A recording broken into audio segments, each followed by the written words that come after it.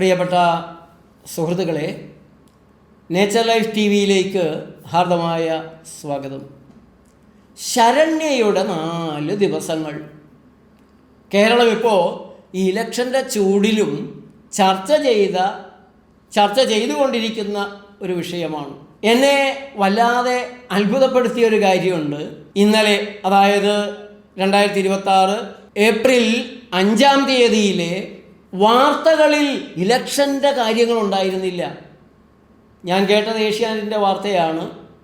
അതിൽ ഉച്ചയ്ക്കും വൈകിട്ടും ഏഷ്യാനെറ്റിൻ്റെ വാർത്ത മൊത്തം ഇലക്ഷൻ പോലും തൊടാത്ത രീതിയിൽ ശരണ്യയായിരുന്നു. അല്ല എങ്കിൽ ഇലക്ഷൻ അല്ലാതെ മറ്റൊരു സാധനവും വാർത്തയിൽ ഉണ്ടാവുകയില്ല.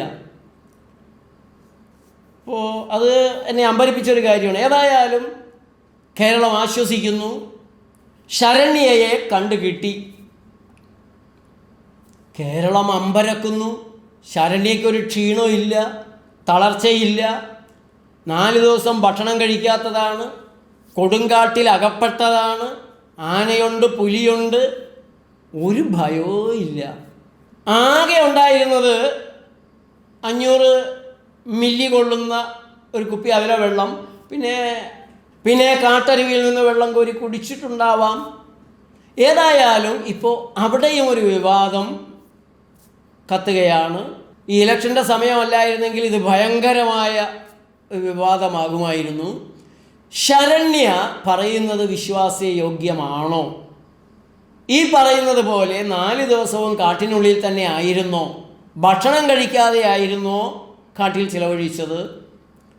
അതോ എനിക്ക് വാസ്തവത്തിൽ ശരണ്യയെ കണ്ടു, ഇതെല്ലാം കണ്ടപ്പോൾ എനിക്കും അത്തരത്തിലുള്ള സംശയങ്ങൾ തോന്നാതിരുന്നിട്ടില്ല. ഏതായാലും ഞാൻ ആ ഭാഗത്തേക്ക് കൂടുതൽ കടക്കുന്നില്ല. ഞാൻ ഇവിടെ പറയാൻ ഉദ്ദേശിക്കുന്ന ഒരു കാര്യം, 4 ദിവസവും ഭക്ഷണം കഴിക്കാതെ ഉന്മേഷത്തോടെ ഊർജ്ജസ്വലതയോടെ ഒരാൾക്ക് കഴിയുമോ? വെള്ളം മാത്രം കുടിച്ചുകൊണ്ട്. നമ്മുടെ ആളുകൾക്കെല്ലാം ഒരു നേരത്തെ ഭക്ഷണം തെറ്റിയാൽ പോലും ഭയമാണ്. എന്തേലും കുഴപ്പം വരുമോ? ആരോഗ്യം തകർന്നു പോകുമോ? ഒരു ദിവസം ഭക്ഷണം കഴിച്ചില്ല എന്ന് പറഞ്ഞാൽ സാധാരണക്കാരുടെ വിചാരം വലിയ അപകടം ശരീരത്തിനുണ്ടാകുമെന്നാണ്. കാരണം മോഡേൺ മെഡിക്കൽ സയൻസിൻ്റെ കുത്തക ഏറ്റെടുത്തിട്ടുള്ള ഒരു മുഖംമൂടി വച്ചിട്ടുള്ള നമ്മുടെ നാട്ടിലെ അലോപ്പതി ചികിത്സ ഉപവാസത്തെ അംഗീകരിക്കുന്നേ ഇല്ല. അങ്ങനെ ഒരു ചിന്ത പോലും ഓർക്കില്ല. പട്ടിണി മാത്രമാണ്. കോശങ്ങൾക്കെല്ലാം എനർജി വേണം. ഒരു ദിവസം ഇത്ര കിലോ കലോറി ഊർജം വേണം, പ്രോട്ടീൻ വേണം, ഫാറ്റ് വേണം, വൈറ്റമിൻ ഡി വേണം, വൈറ്റമിൻ B12, ഇങ്ങനെയൊക്കെ പറഞ്ഞ ആളുകളെ ആകെക്കൂടെ അമ്പരപ്പിലാഴ്ത്തിയിരിക്കുകയാണ്. എന്നും ഭക്ഷണം ചെല്ലാൻ പാടില്ല, എപ്പോഴും ചെല്ലാൻ പാടില്ല. ഇടവേളകൾ വേണം. ഉള്ളിലുള്ള അവയവങ്ങൾക്കും വിശ്രമം വേണം. അത് ആരോഗ്യത്തെ തളർത്തുകയല്ല, നന്നാക്കുകയാണ് ചെയ്യുക എന്നുള്ള ഒരു ചിന്തയുടെ അംശം പോലും അലോപ്പതിക്കില്ല. മെഡിക്കൽ ടെക്സ്റ്റുകളിൽ ഞാൻ നോക്കിയിട്ടുണ്ട്, ഉപവാസത്തെക്കുറിച്ച് പഠിപ്പിക്കുന്നില്ല, ആരോഗ്യത്തെക്കുറിച്ച് പഠിപ്പിക്കുന്നില്ല, ജീവനെക്കുറിച്ച് പഠിപ്പിക്കുന്നില്ല. ഏതായാലും ശരണ്യ പറയുന്നത് പോലെ വെള്ളം മാത്രം കുടിച്ച് ഭയമില്ലാതെ ട്രക്കിങ്ങിനൊക്കെ കാട്ടിൽ സ്ഥിരം പോകുന്നവർക്ക് കാട് ഒരു ഭീതിയല്ല എന്നുള്ളൊരു കാര്യം കൂടെ നമ്മൾ ഓർക്കേണ്ടതുണ്ട്. കാട് ഒരമ്മയുടെ ലാളനം നൽകുന്ന സുരക്ഷിതമായ താവളമാണ്. പക്ഷി നിരീക്ഷണത്തിന് പോകുന്നവരുണ്ട്, തോക്കും കൊണ്ടല്ല പോകുന്നത്. അതേപോലെ കടുവകളുടെ, പുലിയുടെ ഒക്കെ സർവേക്ക് പോകുന്നവരുണ്ട്. അത് പിന്നെ കുറച്ചുകൂടെ കൂട്ടമായിട്ട് പോകാൻ അവർ ശ്രദ്ധിക്കാറുണ്ട്. ഞാനും കാട്ടിൽ മുമ്പൊക്കെ ധാരാളമായിട്ട് പോകുമായിരുന്നു. ഒരു ഭയവും തോന്നിയിട്ടില്ല. അവിചാരിതമായിട്ട് ഒറ്റയാന്മാരുടെയൊക്കെ മുന്നിൽ ചെന്ന് വിട്ടാലുള്ള കാര്യം. പക്ഷേ നമ്മളുടെ കൂടെ ഒരു ആദിവാസിയൊക്കെ ഉണ്ടെങ്കിൽ അവർക്ക് വളരെ ദൂരെ നിന്ന് തന്നെ ആനയുടെ, മൃഗത്തിൻ്റെ മണമൊക്കെ അറിയാൻ പറ്റും. നമുക്ക് ആ കഴിവൊക്കെ പോയി, അവർക്കിപ്പോഴും ഉണ്ട്.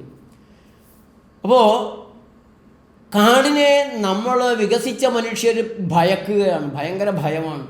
കാട്ടിലെ മൃഗങ്ങളെ എങ്ങനെ ആക്രമിക്കാൻ തന്നെ കച്ചകെട്ടി നടക്കുകയൊന്നുമല്ല. അവ ന്യായമായ വിശപ്പിന് വേണ്ടി വല്ലപ്പോഴും ഒക്കെ ഒരു മൃഗത്തെ വേട്ടയാടും, അല്ലെങ്കിൽ കൊന്നു തിന്നും. ഒരു മൃഗത്തെ കിട്ടിക്കഴിഞ്ഞാൽ പിന്നെ അടുത്തുകൂടെ പോകുന്ന മൃഗത്തെ പോലും അവർ ശ്രദ്ധിച്ചൊന്നും വരില്ല. അതൊക്കെ അവിടെ ഇരിക്കട്ടെ. നമ്മുടെ നാട്ടിൽ ഈ 4 ദിവസത്തേക്കാളും കൂടുതലൊക്കെ ഉപവസിക്കുന്ന ആളുകളുണ്ട്. എറണാകുളത്ത് ഗാന്ധി പീസ് ഫൗണ്ടേഷനിൽ ഡോക്ടർ ബാബു ജോസഫ്, അദ്ദേഹം പ്രകൃതി ചികിത്സയിൽ കേരളത്തിൽ വളരെ മുന്നിൽ നിൽക്കുന്ന ഒരാളാണ്. പൂനെയിലെ നാഷണൽ ഇൻസ്റ്റിറ്റ്യൂട്ട് ഓഫ് നാച്ചുറോപ്പതിയുടെ ഡയറക്ടറായിരുന്നു. വർക്കല പ്രകൃതി ചികിത്സാ കേന്ദ്രത്തിൽ അദ്ദേഹം ദീർഘനാളുണ്ടായിരുന്നു. അതിനെ ഉയർത്തിയെടുത്തത് അദ്ദേഹമാണ്. എറണാകുളം ഗാന്ധി പീസ് ഫൗണ്ടേഷനിലെ കച്ചേരിപ്പടിയിലുള്ള ഗാന്ധി ഭവൻ 10 ദിവസം അദ്ദേഹം വെള്ളം കുടിച്ച് ഉപവാസത്തിനിരുന്നു. 10 ദിവസം വരുന്നവരോടൊക്കെ സംസാരിക്കുക, എഴുന്നേറ്റ് നടക്കുകയും ഒരു കുഴപ്പമില്ലാതെ. ഒരു പ്രാവശ്യം മാത്രമല്ല, വർഷത്തിലൊരു 10 ദിവസമെങ്കിലും ബാബു ജോസഫ് ഉപവാസം എടുക്കും. 4 ദിവസം ആഗസ്റ്റ് 6 തുടങ്ങി 9 വരെ ഞങ്ങളുടെ ജനാരോഗ്യ പ്രസ്ഥാനത്തിലെ അംഗങ്ങൾ ഉപവസിക്കാറുണ്ട്. 10-16 കൊല്ലമായിട്ട് സ്ഥിരമായിട്ട് ഉപവസിക്കുന്നവരൊക്കെ ഉണ്ട്. ഒരു 50 തുടങ്ങി 150 പേര് വരെയൊക്കെ ഉപവസിക്കും. കീടനാശിനികൾക്കെതിരായ ഉപവാസമാണ്. Hiroshima day to Nagasaki day. അപ്പോൾ ആ ഉപവാസം ഞാൻ രസകരമായി ഓർക്കുന്നൊരു കാര്യം, തൃശ്ശൂർ തേക്കിൻകാട് മൈതാനിയിൽ വെച്ചായിരുന്നു ഒരു ഉപവാസം. VM സുധീരനും സ്വാമി അഗ്നിവേശും മേധാ പട്കറും ഒക്കെ വന്ന് സന്ദർശിച്ചൊരു ഉപവാസമാണ്. തൃശ്ശൂർ നിവാസികളിൽ പലരും തേക്കിൻകാട് മൈതാനിയിൽ നടക്കുന്ന ഉപവാസ സ്ഥലത്ത് പന്തലിൻ്റെ അടുത്ത് ഇങ്ങനെ കൈകൊത്തി ഇങ്ങനെ കഷ്ടം വെച്ച് നിൽക്കുകയാണ്. 2 ദിവസമായിട്ട് ഭക്ഷണമൊന്നും കഴിച്ചിട്ടില്ല, 3 ദിവസമായി മിണ്ടണമില്ല, മൗനമാണ്, മൗനോപവാസമാണ്.